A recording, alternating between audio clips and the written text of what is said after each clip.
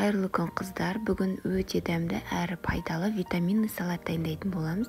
Ең алдымен қызылшамызды 1 сағат көлемінде суға қайнатып пісіріп алатын боламыз. Суған қызылшамызды және де алмамызды кубиктап турап, үстінен изюм, грек жаңғағы және де гранат қосамыз. Ең соңында живой йогурт немесе сметана қосып, барлығын жақсылап араластырамыз.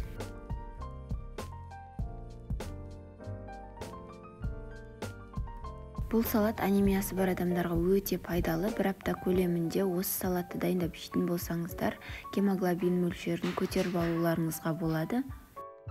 Тағы айта кететіні, бұл салаттың үйлесімділігі өте керемет, өте дәмді болып шығады. Дайындап көріңіздер, отбасыларыңызға ұнайды деген сенімдемін.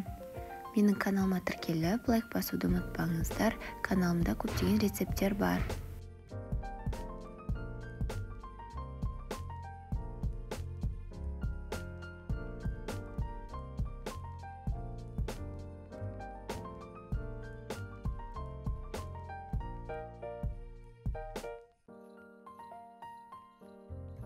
Осымен біздің витаминный салатымыз дайын болды. Барлығын осылай араластырып болған соң, бетін грек жаңғағымен және гранат қойып, әсемдеулеріңізге болады.